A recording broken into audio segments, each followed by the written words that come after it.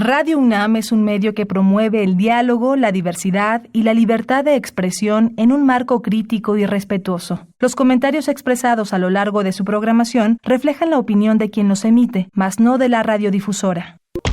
La actualidad. La actualidad. La actualidad. La actualidad demanda cuidar nuestra salud. Estar informados es nuestra mejor herramienta.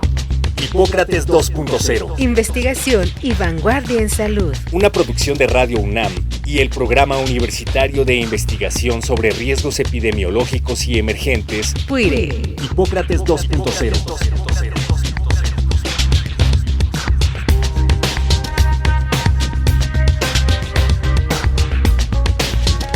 Hola, ¿qué tal?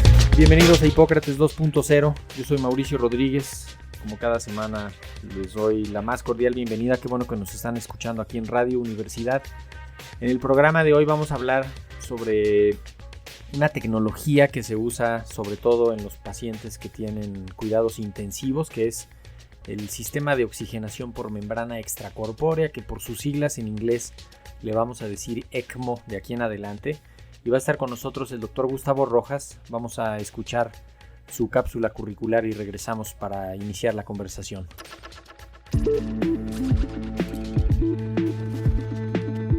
Gustavo Rojas Velasco es médico cirujano por la Facultad de Medicina de la UNAM. Especialista en medicina interna, cardiología, urgencias cardiovasculares y cuidados coronarios. Tiene una maestría en dirección de instituciones de salud por la Universidad Panamericana. Sus principales líneas de investigación son la atención de pacientes con choque cardiogénico y falla cardíaca, así como la asistencia con membrana extracorpórea. Es profesor de alta especialidad en terapia intensiva cardiovascular en la Facultad de Medicina de la UNAM y profesor adjunto de cardiología en la Universidad La Salle. Es miembro nivel 1 del Sistema Nacional de Investigadores, miembro titular de la Sociedad Mexicana de Cardiología y Fellow del Colegio Americano de Cardiología de los Estados Unidos. Actualmente es jefe del Departamento de Terapia Intensiva Cardiovascular y director médico del Programa de Oxigenación por Membrana Extracorpórea del Instituto Nacional de Cardiología Ignacio Chávez. Participa con nosotros, escribe en nuestras redes sociales. En Facebook, UNAM PUIRE o Radio UNAM, y en X, encuéntranos como @UNAMPUIRE.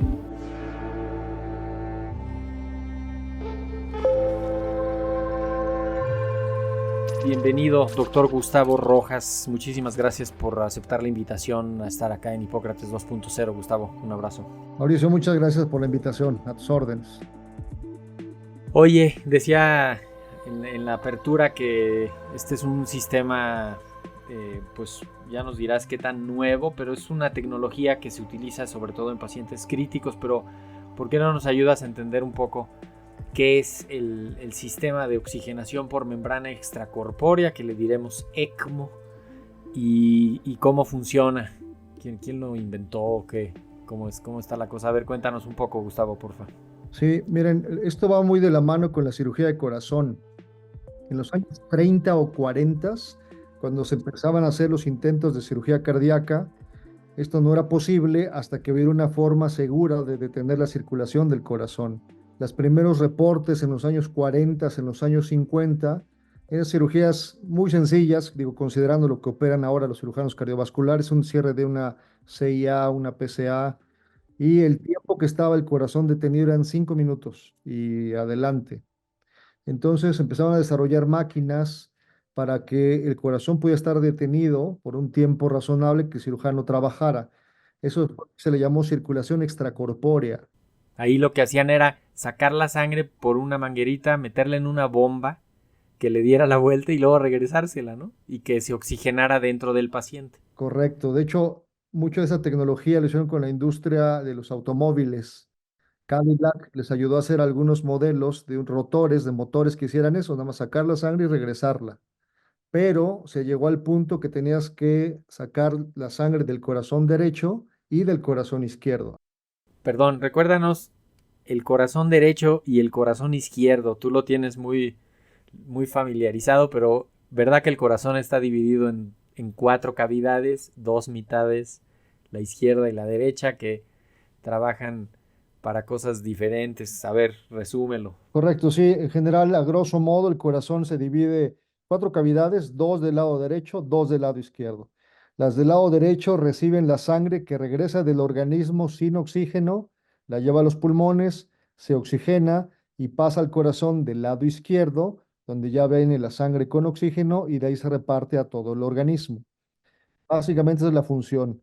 Si sacáramos sangre del corazón derecho, tendría muy poco oxígeno antes de llegar a los pulmones. Y sacamos la sangre del lado izquierdo, ya que pasó la sangre por los pulmones, tiene mucho oxígeno. Y esto está ocurriendo 80 veces por minuto en un adulto sano, ¿no? Más o menos.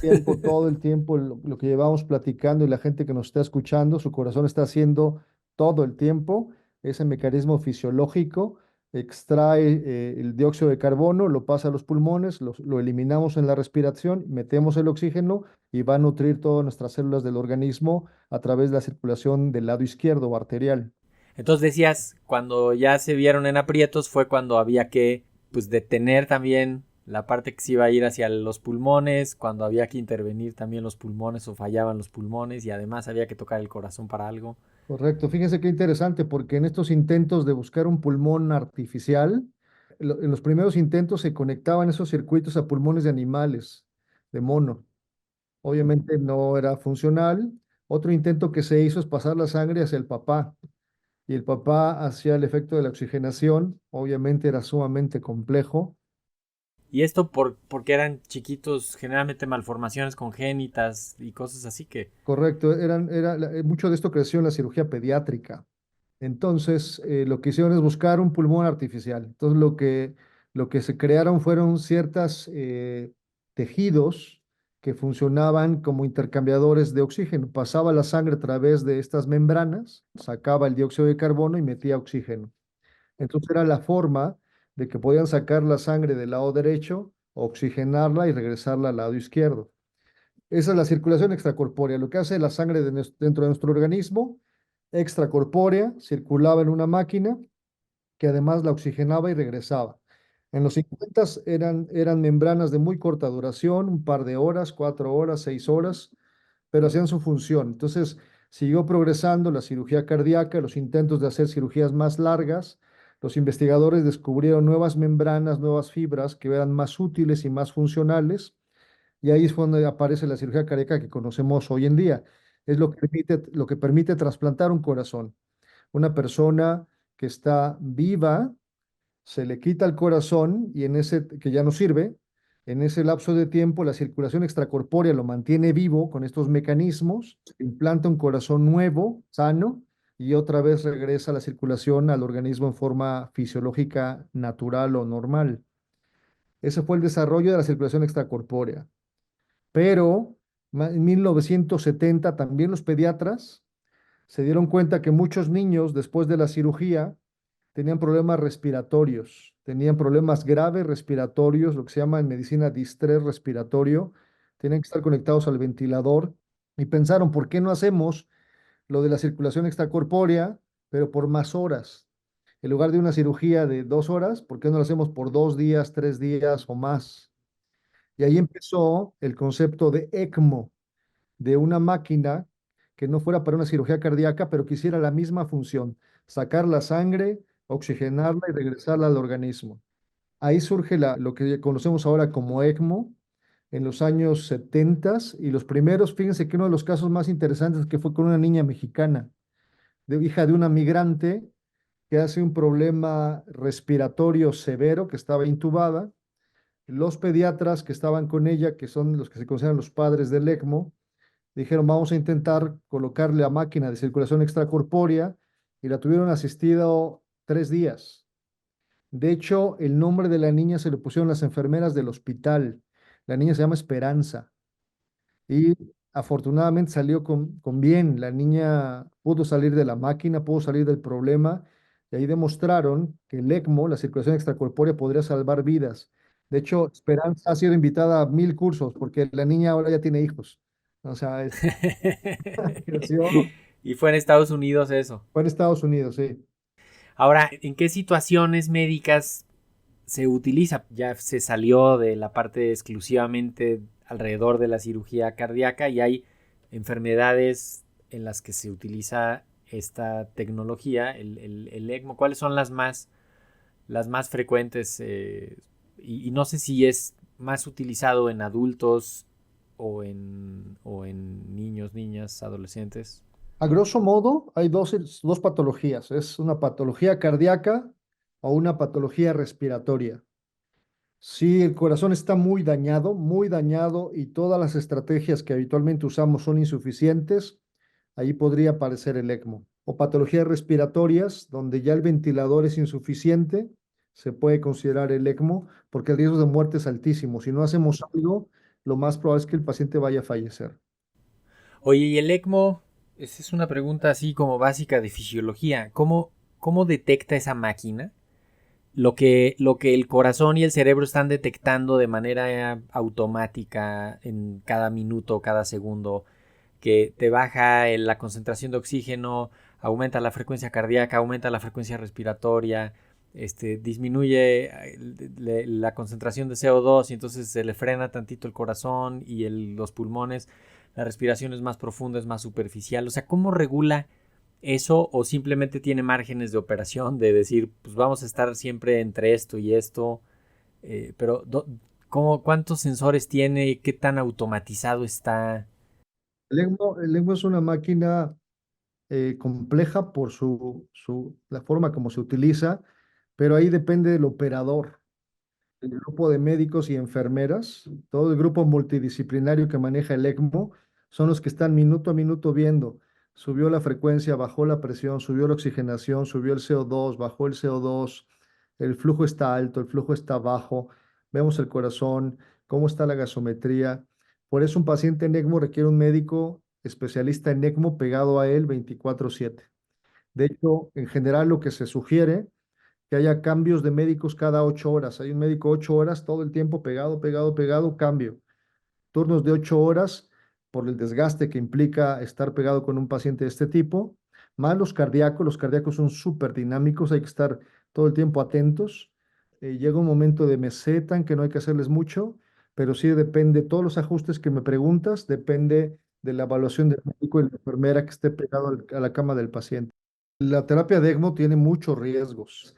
Riesgo de sangrado, hay que meter cánulas hasta el corazón, hay que meter diámetros muy grandes que pueden ocluir la circulación en las piernas.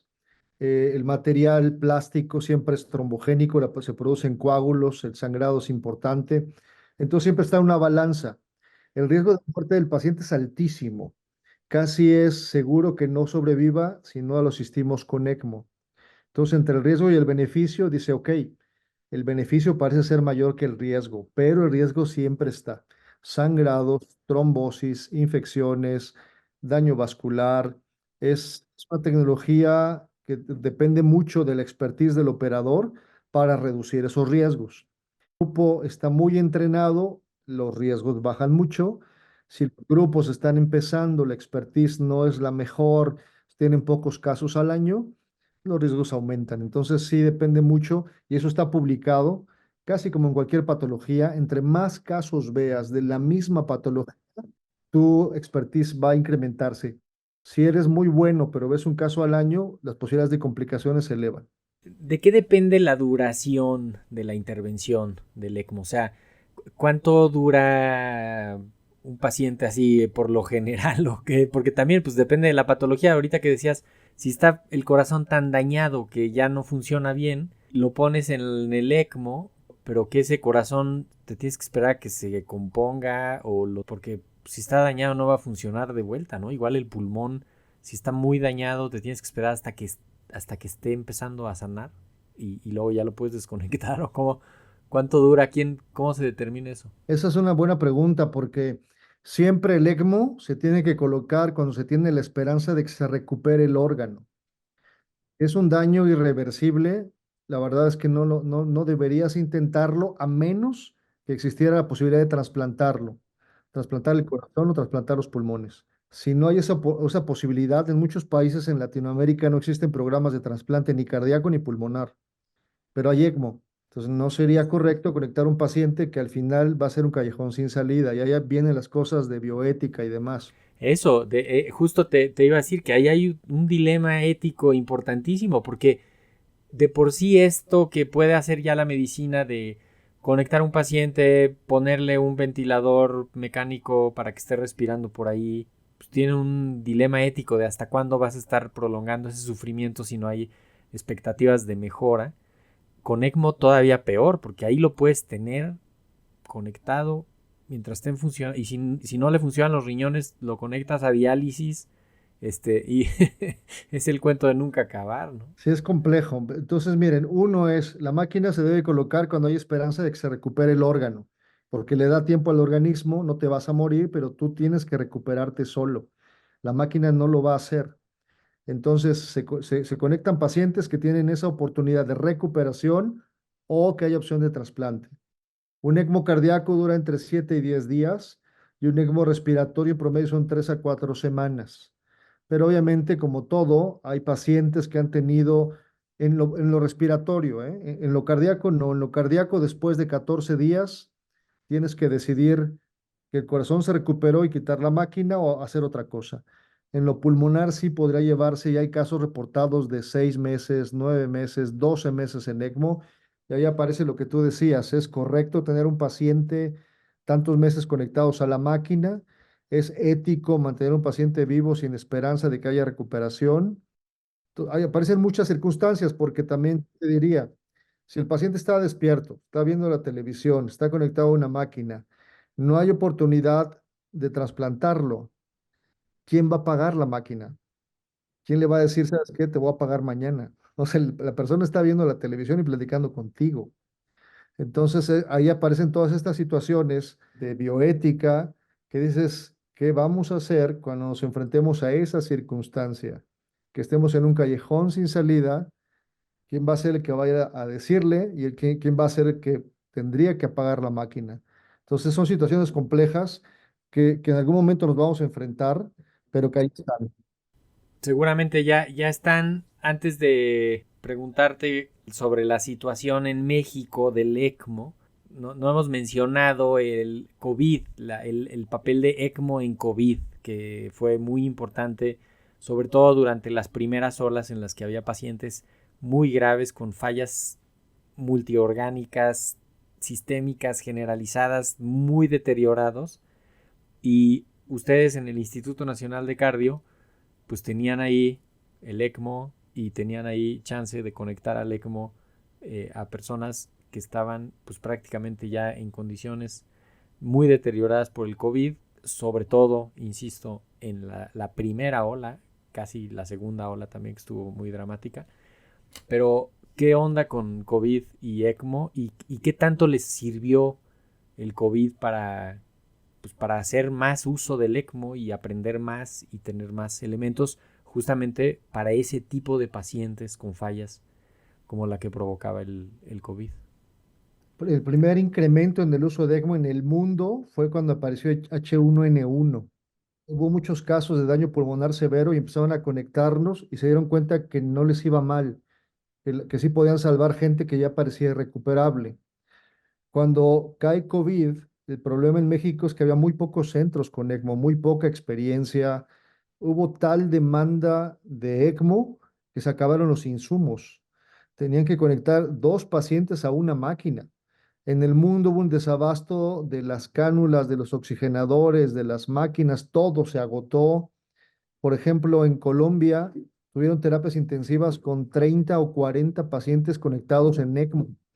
No había manera de tener material suficiente, pero eran países que tenían ya mucha idea del ECMO respiratorio. En cuanto vieron la catástrofe, dijeron rápido, hagamos terapias intensivas solo de ECMO. Oye, ¿y Colombia por qué tenía tanta experiencia? O no sé, ¿México tenía tantos ECMOs también o no? No, México tiene un retraso en la parte de ECMO de algunos años con países como Chile o con Colombia. Ellos nos llevan un adelanto de una década por lo menos. Por eso, cuando aparece COVID, ellos ya estaban listos. Ellos tuvieron también esa capacidad de decir, vamos a necesitar todos los ECMOs que podamos, y entonces jalaron recursos de todos lados. De hecho, yo estoy seguro que debimos haber hecho mucho más ECMO en COVID. Nosotros como hospital de cardiología tenemos experiencia en el ECMO cardíaco. Cuando vimos que estaba muriendo tanta gente, dijimos, tenemos que hacer algo. O sea, tenemos pocas máquinas, pero con esas pocas máquinas hagamos lo que podamos. Entonces empezamos a traer pacientes, la dirección nos lo autorizó. De hecho, cuando los niños empezaron a caer, hablé con el director y le dije, doctor, necesitamos ayudar a los niños. Es el mismo caso, necesitan ECMO y no hay en el país. Entonces nos autorizó, pero era una situación crítica porque no éramos pediatras, pero con una intención de verdad de ayudar, fuimos por niños y algunos casos se fueron a su casa. Uno de los chicos que atendimos, un niño de 14 años, tiempo después su papá me dijo que su perrito se llamaba ECMO.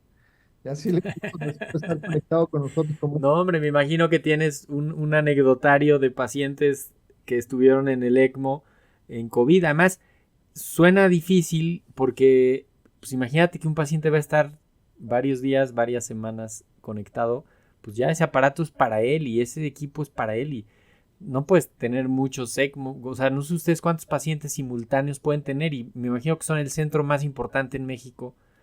Afortunadamente, después del COVID hubo mucho apoyo para el programa. Hoy en día podríamos tener 10 pacientes, que para nosotros sería mucho, que no hay más máquinas en el hospital. Son 10 pacientes conectados al mismo tiempo. Podría ser poco para hospitales tan grandes como los europeos o los norteamericanos, pero para México 10 sería una cantidad importante. En COVID, en Monterrey, el grupo del doctor René Gómez hizo muchísimo ECMO porque él ya tenía, él es pediatra, él empezó con los pediatras, entonces él sí tenía la experiencia y la idea. La diferencia es que era un hospital privado. Entonces en México la población con seguro de gastos médicos es muy bajita. Entonces el único hospital público que tenía acceso o que podía atender a pacientes sin seguro de gastos médicos éramos nosotros. Entonces en ese momento podemos atender 4, hoy en día podemos atender 10. Y como tú dices, hay historias muy bonitas, hay historias de verdad que te rompen el alma. Y la cosa más difícil es que te adentras al paciente porque lo ves todos los días. El niño, uno de los casos, uno de los niños, Rodri, que estuvo mucho tiempo conectado, pues las enfermeras eran casi su segunda mamá. Llevaban los juguetes, le ponían las caricaturas, le hacían las curaciones, lo ayudaban a levantarse de la cama. Increíble. Quiero terminar de entender. El paciente está conectado con una manguerita que sale y una manguerita que entra. Y nada más. Así es. O sea, no es de que traiga un tubo en la boca o de que... No, no, no. Tiene una... No sé qué es femoral. Se conecta o subclavio o por dónde lo... Hay varias formas de cesarlo, en las femorales, en las yugulares, en las subclavias, hay muchas maneras. Hay algunos pacientes que sí están intubados, pero los que están más tiempo, en general, como tú dices, los ECMOs más largos están extubados, están comiendo y están viendo la tele. El ECMO respiratorio es más de paciencia, es difícil y además es muy desgastante porque hay pacientes que los tienes 4, 6, 8 semanas, Sí. te encariñas con ellos, haces parte de tu rutina. Hay una semana que está súper grave y hay otra semana que mejora. Eso, no sabes, me recuerdo mucho los primeros pacientes que salían de ECMO, el personal de la terapia intensiva se les hacía valla y les aplaudía, porque para ellos era un éxito también. O sea, para todo el grupo de terapia era un éxito que el paciente se fuera a su casa.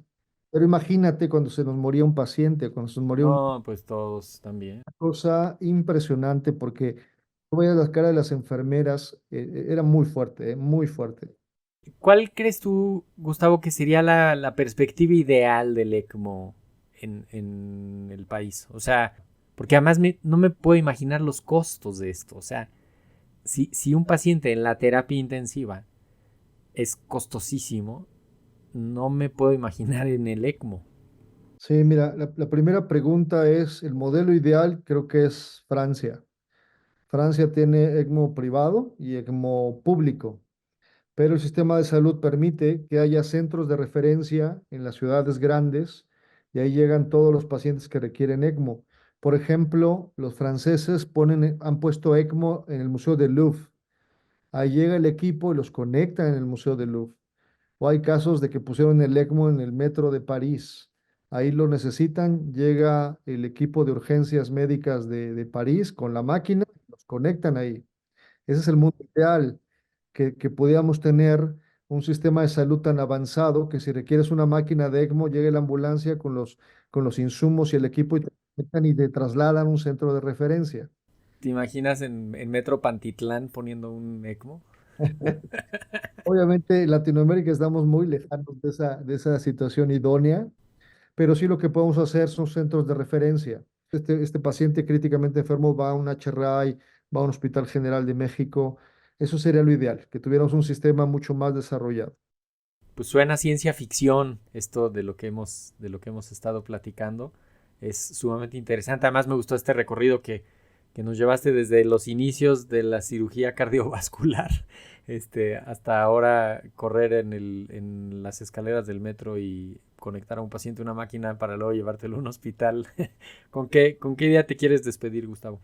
Dos cosas. Para el público no médico, que sepan que hay este tipo de terapias, que todavía es una luz de esperanza en esos pacientes en lo que todo ya ha fracasado, que dice, ¿sabes qué?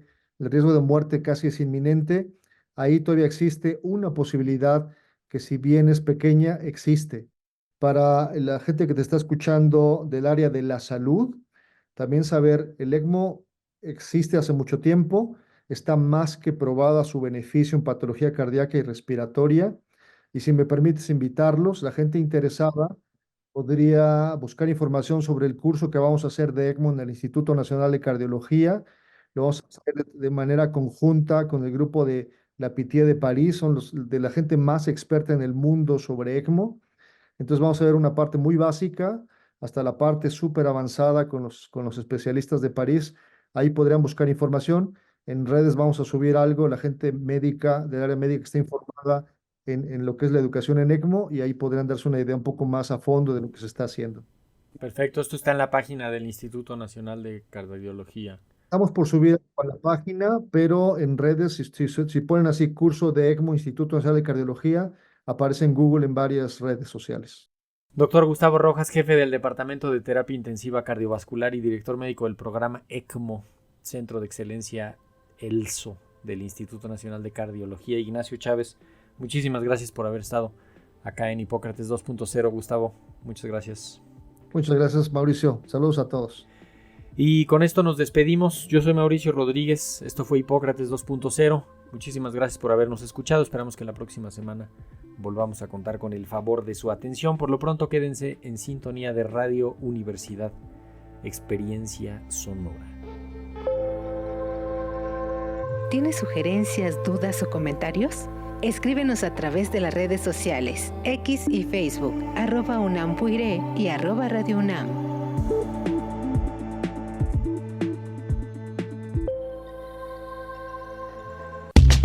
Hipócrates 2.0 es una producción de Radio UNAM y el Programa Universitario de Investigación sobre Riesgos Epidemiológicos y Emergentes, PUIRE, coordinado por el Dr. Samuel Ponce de León. Te esperamos la próxima semana. Hipócrates 2.0 Radio UNAM. Experiencia sonora.